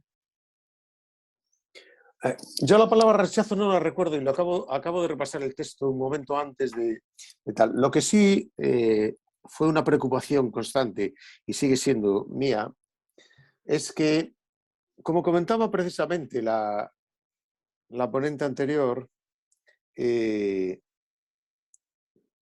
las personas que van a una experiencia interpretativa, es decir, que van a una actividad guiada o a un sendero donde hay paneles o a un centro de visitantes donde hay paneles y 20.000 experiencias y tal, ¿no? En su parte profunda del cerebro, y eso está estudiadísimo en marketing, ¿no? Hay un mecanismo profundo que es más rápido que la parte, digamos así, consciente del cerebro. Actúa primero. Entonces, esta parte subconsciente del cerebro, cuando se le plantea una experiencia, esa experiencia puede ser la charla del guía, lo que estoy contando yo ahora, un panel, un texto, cualquiera, un audiovisual, con una serie de prejuicios que tiene de experiencias anteriores y dependiendo también de un montón de otras cosas subjetivas como el cansancio que tiene, si tuvo una comida pesada, si estuvo tomando ahí unos chilaquiles bien buenos y unas, ¿cómo dicen ustedes? Unas chelas bien muertas y se tomó muchas, pues al final está un poco pesado y entonces tiene menos disposición a atender un texto complejo, ¿no? Un texto complejo. Es decir, hay una serie de mecanismos internos que tienen que ver con nuestra experiencia vital y con nuestra capacidad de supervivencia. Es decir, el cerebro humano consume, atendiendo esta charla, ustedes están consumiendo un 60% de las calorías de su cuerpo, un 60%. En este caso no tiene importancia porque ustedes, si se sienten fatigados, pueden tomar un poco de chocolate, se pueden tomar un buen tequila que tiene muchas calorías, se pueden tomar una galleta, cualquier cosa, o un buen taco. Pero los seres humanos de los que nosotros descendemos no tenían esos recursos, es decir, no podían comer cuando querían, solo comían cuando encontraban comida. Entonces ellos aprendieron a limitar el uso del cerebro a cosas realmente importantes. Si nosotros le ofrecemos cosas que no son importantes, el cerebro desconecta automáticamente porque, digamos así, es un órgano muy caro. Aunque ahora lo podemos mantener, el cerebro todavía guarda un chip que dice: solo úsame para cosas que merezcan la pena. Esas cosas que merezcan la pena son muy relativas. Es decir, tienen que ver con nuestra supervivencia, con contar cosas relevantes. De ahí viene el tema de Tilden, de contar cosas relevantes, ¿no? Cosas que importen, cosas que nos produzcan satisfacción. Es decir, no siempre cosas que nos pueden salvar la vida son satisfactorias. También cosas vanas, como una actuación de una persona que cuenta chistes en la televisión, nos produce placer. Y eso es algo que es positivo para el ser humano, entonces merece la pena conservar energías en él. Pero si nosotros estamos leyendo algo en un panel o el guía nos está contando cómo se llamaba, cosa que me pasó a mí, por ejemplo, en México, cómo se llamaba el ingeniero que diseñó en la placa de cemento que soporta una estatua, eso a mí no me importa. De hecho, no me acuerdo del nombre de esa persona. Automáticamente el cerebro dice: esta información no es relevante, no es relevante. Relevante es una palabra mágica, estratégica en interpretación, y desconecta. Y cuando desconecta, no conecta automáticamente en el momento en que el guía empieza a contar cosas relevantes. Desconecta en algún momento determinado. Con lo cual, a lo mejor después de contar esa cosa que no es relevante, que no debería de haber contado, Cuando empieza a contar cosas interesantes, el cerebro todavía no se conecta. Y entonces todo ese mensaje se pierde. Todo ese mensaje se pierde. El resultado final es que la institución que paga al guía y que tenía unos objetivos determinados no los cumple a partir de esa oportunidad, y para el guía quizá pueda sobrevivir, pero para el turista ha sido una mala inversión. Y ahora pensemos en cómo es una experiencia turística, como decías tú de mi artículo, ¿no? Es decir, un turista a lo mejor estuvo ahorrando 2 años para poder ir a ese sitio. 2 años de trabajo con una ilusión enorme diciendo voy a ir a México, a ese sitio maravilloso, para tener experiencias fantásticas. Y de repente llega allí y un guía le cuenta cómo se llamaba el ingeniero que hizo la placa que soporta esa estatua, que no es una estatua tampoco maravillosa, ¿no? Bueno, pues es un poco eso lo que tenemos que vencer en interpretación. Hay un problema que no hemos hablado aquí, y es que en interpretación no somos libres. Yo estoy haciendo ahora un proyecto interpretativo para un sitio Patrimonio Mundial de la Humanidad y la institución que me contrata no me deja aplicar muchos conceptos de interpretación porque no los conoce y porque no cree en ellos, en el fondo, porque no tiene formación. No tiene formación en interpretación. Y ese es uno de los obstáculos más graves que hay en interpretación. Los decisores, los que deciden lo que se hace, lo que no se hace, los que cuando se saca un concurso público dicen lo va a hacer esta empresa o esta otra, no tienen formación en interpretación y por tanto no escogen empresas que hacen proyectos con calidad interpretativa, y cuando gana cualquiera de ellas, por la razón que sea, que puede ser el precio, cada vez más frecuentemente, luego no les dejan hacer cosas interpretativas porque como no las entienden, creen que no funcionan. Y entonces dicen, no, tú vas a usar la palabra ordovícico. Tú vas a usar en arqueología las etapas del 7º rey jaguar. Que, oye, eso de los reyes jaguares en la cultura maya es un follón tremendo, ¿no? Quiero decir que estuve trabajando algunas veces, no en Guatemala nunca, pero sí en la zona de Yucatán, y todo el tema de las sagas de los reyes jaguares es tan complejo que luego cuando se lo cuentas a un turista, dice, oye, escríbeme en una pizarra todo eso, ¿no? Y el arqueólogo no es capaz de hacerlo porque si no tiene todo el libro de notas detrás, tal. Me callo por un rato. No, no está bien. Vamos muy bien. Bueno, ya estamos casi a algunos minutos por cerrar, pero quisiera abrirle el micrófono a los demás participantes, si tienen algún comentario de esta última parte. Gaby, por favor. Ay, sí, bueno, ya ven que me cuesta mucho permanecer en silencio. Es imposible. Sí, no, hay algo que me gusta mucho también que yo creo que tenemos que empezar también a recalcar mucho, que, que Fernando comenta también en su artículo. Eh, es que, bueno, después de conocer todos estos conceptos y todo a veces ahí, no solamente se tiene que quedar ahí, sino que también hay que entrar en la planificación, ¿no?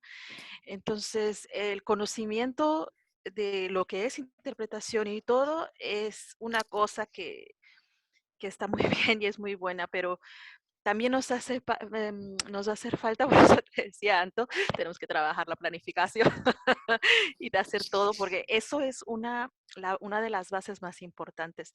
Y dentro de esta planificación, que gracias por corregirme, o sea, yo decía planeación, hasta que me dijeron, es que planeación, esos son los aviones. Y yo, bueno, perdón, la planificación.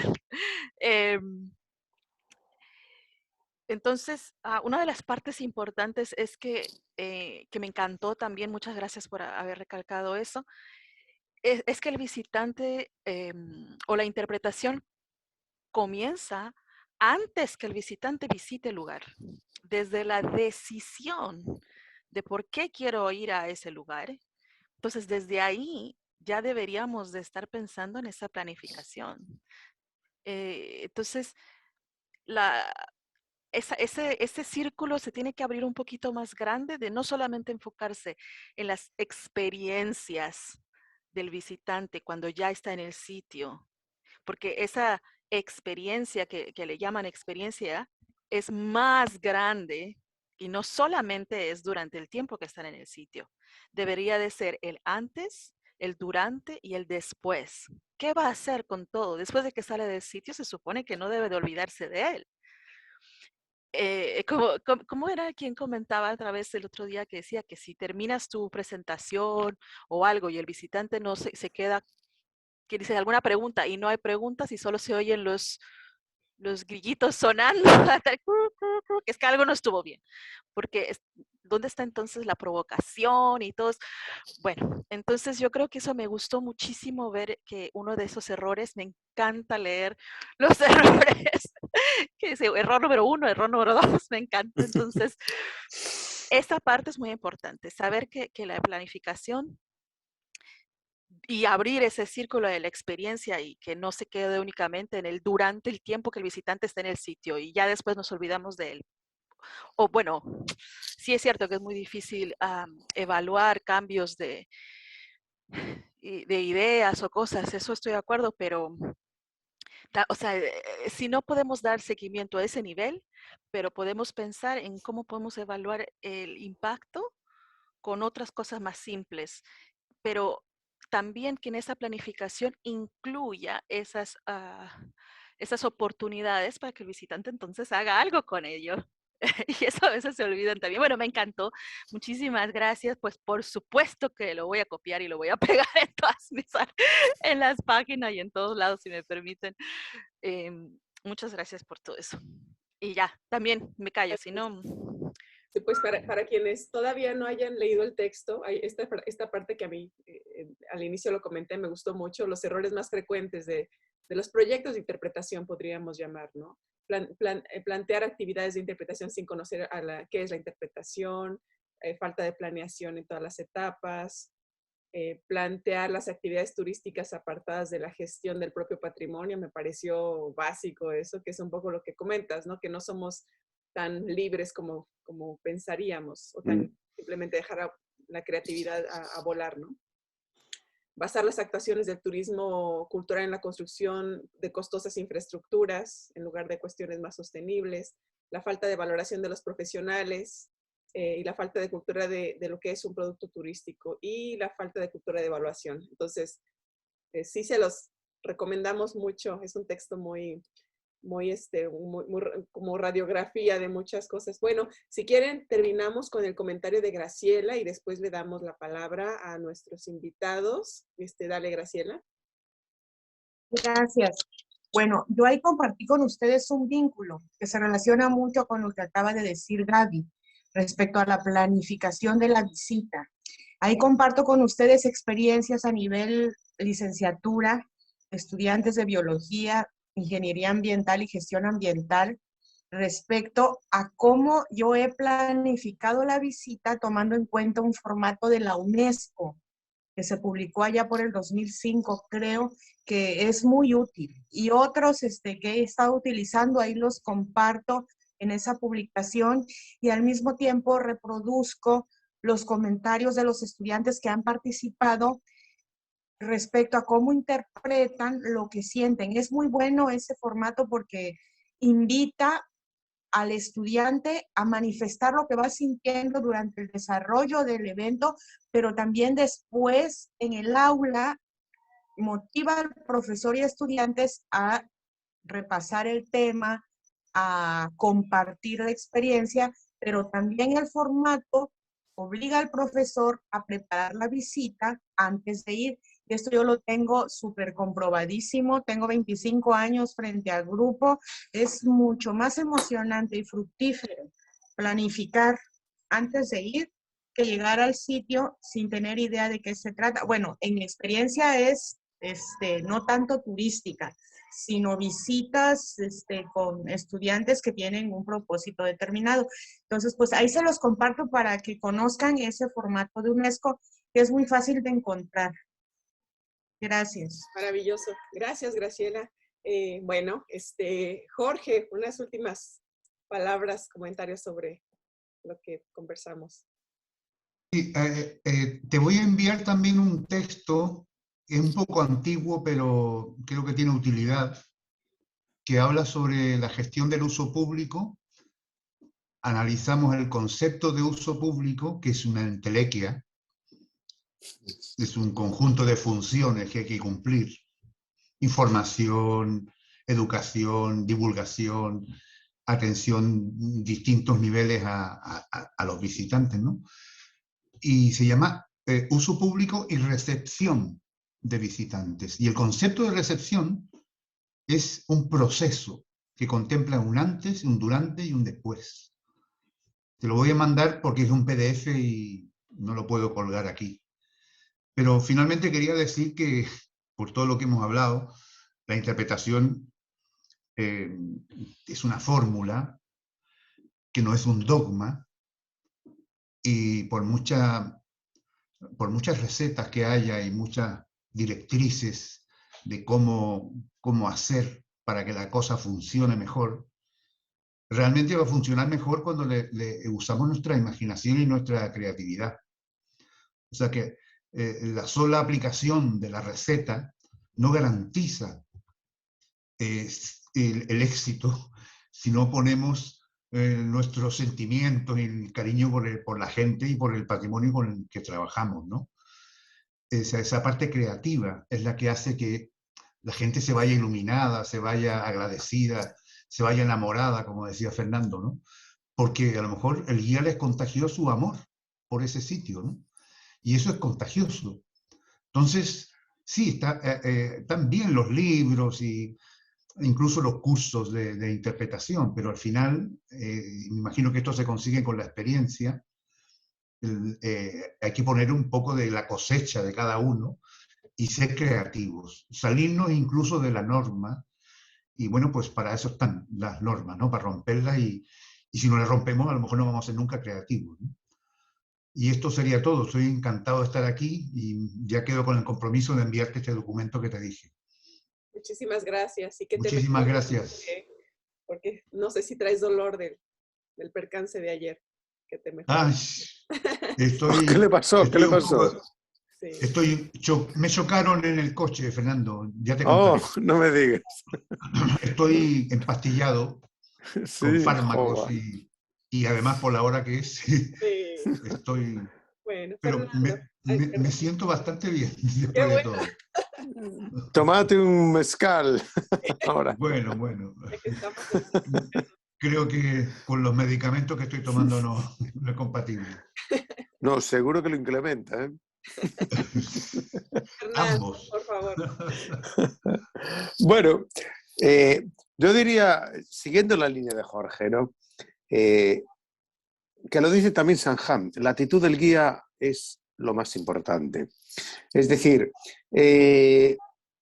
una persona que haya leído mucho de interpretación, que haya ido a muchos cursos, pero que para contar algo de una orquídea la arranca del suelo con desprecio, o cuando habla de setas, yo trabajo mucho con setas, soy micólogo, ve una seta y le pega una patada para ver cómo es por debajo sin agacharse, sin tomarse la molestia de agacharse para ver cómo son las láminas, ¿no? Independientemente de que diga que esa seta es muy valiosa o que esa orquídea es maravillosa, no lo transmite. No lo transmite. Es decir, la actitud, el amor que tiene una persona es fundamental y eso es lo que hace que la gente se enamore. Pero aparte de eso, si coge formación en interpretación será mucho más eficiente. Es decir, que yo creo que hay que buscar un equilibrio entre la formación en interpretación y el amor y el conocimiento que las personas tienen. Es decir, para trabajar en patrimonio y ser intérprete del patrimonio hay que conocer el patrimonio, hay que amarlo, pero también hay que saber comunicarlo. Entonces hay un equilibrio entre la interpretación, que son las técnicas para comunicar el patrimonio, y el amor que se tiene por ese patrimonio, que es fundamental, y el conocimiento que se tiene por ese patrimonio, que es fundamental. Y luego llega la otra parte cruda, terrible, que contaba yo, que es que luego el que decide y el que pone el dinero y contrata, pues a lo mejor no tiene ni idea de lo que estamos hablando, y no nos deja, y no nos deja hacerlo, ¿no? Pero bueno, es la vida así y no pasa solamente aquí, ¿no? Quiero decir que mucha gente que hizo descubrimientos maravillosos para la humanidad, pues fue perseguida, no le hicieron caso y cosas así, ¿no? Pasteur fue perseguido duramente en Francia hasta que descubrió la pasteurización, es decir, después de todos los descubrimientos que salvaron millones de vidas en el mundo y siguen salvando, él estaba perseguido hasta que descubrió cómo salvar los vinos franceses. En ese momento, la gente que tenía intereses económicos fuertes en Burdeos, en Borgoña y en todos estos sitios dijeron, a este tío ni me lo toquen. No, porque es... Claro, pero mientras tanto estaba excomulgado. En fin, la vida es así. Yo lo único que puedo decir sobre esto es que creo en la interpretación, trabajo en la interpretación, no concibo otra forma de trabajar que esa, y en muchos sitios donde hubo una competencia feroz por un trabajo y que ese trabajo importaba realmente porque tenía réditos electorales. No estamos hablando de los trabajos que hay que hacer porque hay que hacer, ¿no? Es decir, bueno, este parque natural tiene que tener interpretación, voy a contratar al más barato, no. Estamos hablando de un proyecto estrella donde lo sale en esa publicación, ¿no? Donde el político quería ponerse una medalla y ascender a un cargo mucho más importante que ser director general, sino ser mucho más importante, digamos así, un ministro, pues en ese caso yo cobraba el triple que los demás y me contrataron a mí. Porque primero contrataron a alguien más barato que no entendía la interpretación y no funcionaba. Y cuando me contrataron a mí con una parte parcial del proyecto, funcionó y me encargaron al final todo el proyecto con una libertad enorme, con unos medios que nunca había soñado. Es decir, yo decía, necesito esto y me lo daban, ¿no? Porque funcionó. Y eso es así de crudo. Es decir, si tenéis la oportunidad de hacer bien las cosas, lo cual implica ir aprendiendo, ¿no? Yo creo que no hay que acomplejarse en el sentido de decir, bueno, es que no controlo todo, ¿no? Es que no sé hacerlo todo. Es un proceso de aprendizaje igual que todo, igual que tocar la guitarra o que hacer cualquier otra cosa, se va aprendiendo poco a poco. El hacer interpretación temática no es intuitivo. Tienes que desarrollar como un software en tu cerebro que vaya cada vez entendiendo cómo funciona el cerebro humano, ¿no? Lo más importante de todo no es el mensaje que tú quieres contar, sino cómo lo va a recibir la audiencia. Y esa traducción de lo que tú quieres contar a cómo lo va a recibir la audiencia, eso se va aprendiendo con el tiempo. No es automático, ¿no? Entonces no hay que tener un complejo en ese sentido, hay que ir poco a poco, mejorando. Pero funciona. Es todo lo que puedo decir. Y daros ánimo. Muchísimas gracias. Que no es poco. Anto, ¿me permites? Sí, dale. Una noticia de última hora. Yo no sé si Fernando lo sabe. No. Acaba de publicarse en el Boletín Oficial del Estado Español Cielos. la normativa para la cualificación profesional en interpretación del patrimonio. Es un documento inicial, lo primero. Tiene que estar publicado con todas estas cosas que tienen que ver con las competencias, las unidades de competencia, el desempeño y la parte formativa. Y curiosamente no se llama interpretación del patrimonio. Todo lo que hablan dentro, hablan de interpretación del patrimonio, pero el título se llama Prospección de bienes patrimoniales.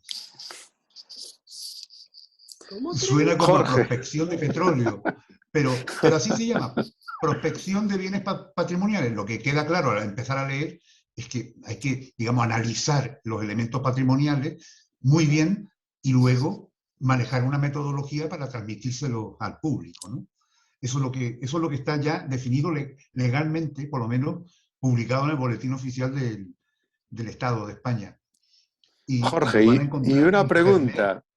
Sí. Una pregunta. ¿Y tú y yo, sí, con esa normativa nueva que salió, podremos trabajar en interpretación o tendremos que seguir enseñando a la gente que trabaja? No.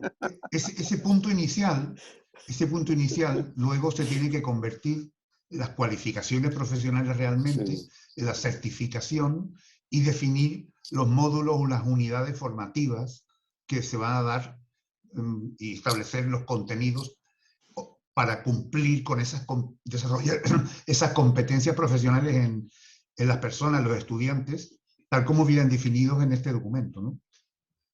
Pero es un proceso largo, o sea, ya está anunciado, simplemente como que se reconoce que existe. A partir de ahora hay que darle forma a distintas cosas. Incluso gente que tenga experiencia puede pedir acreditación con su currículum para que le convaliden su experiencia profesional con algunas de estas áreas y estas asignaturas, ¿no? Bueno, ya lo irán viendo. Me gusta para conversarlo en un siguiente momento, en el contexto de los documentos internacionales sobre interpretación y de los estándares. Pero yo no soy la persona más adecuada porque me pierdo en la nomenclatura que usan. Se llama INQUAL, Instituto de Cualificaciones Profesionales, y utiliza una nomenclatura rarísima y muy, muy ortodoxa para definir las cosas. Y esto lo maneja muy bien un colega nuestro, lo manejaban dos, pero uno de ellos falleció, como ya saben. Se llama Alberto Jiménez, que fue presidente de nuestra asociación, y él es el que ha estado... Te puedo poner en contacto con Alberto, y estaría encantado, siempre que no sea tan tarde, porque él trabaja y tiene 2 niñas pequeñas. Pero sí podría Alberto estar en una reunión de este tipo, si es por la mañana o cerca del mediodía, a lo mejor, ¿no? Susana Soto también puede aportar mucho. Susana Soto, Soto de Vigo también lleva ese tema muy bien y está metida en esos temas, ¿no? Sí, pero ella lo lleva más relacionado a la educación ambiental. Y sí, pero interpretación también, los dos. Ya, pero es que me refiero a que Alberto fue la persona que estuvo en contacto con el INQUAL definiendo todas estas cosas, ¿no? Bueno, era un paréntesis noticioso. Maravilloso. Muchas gracias, Magda y Laura, muchísimas gracias por la lectura de los textos y por dirigir la discusión. Les recordamos que el próximo, bueno, cada 2 meses, el tercer jueves a las 5 de la tarde de cada 2 meses, tenemos el seminario de investigación, o sea, nos vemos de aquí a 2 meses. Y en el mes que se intercala tenemos las tardes de tertulias en viernes a las 6. De todos modos, el calendario ahí está publicado ahorita ahí en la página. Tenemos por confirmar algunos ponentes, pero cuando menos la fecha y la hora ya están establecidas para que las anoten ahí en las agendas. Les reiteramos que quienes no nos hayan mandado un mensajito de WhatsApp al teléfono de Interpat, los invitamos a que lo hagan para poderles mandar pues algunas, por ejemplo, ahorita la reunión de Zoom, por si no la tenían a mano, ese tipo de cosas. Y pues muchas gracias, nos vemos muy pronto. Creo que no había otro anuncio, Juanjo, no se me olvida algo importante.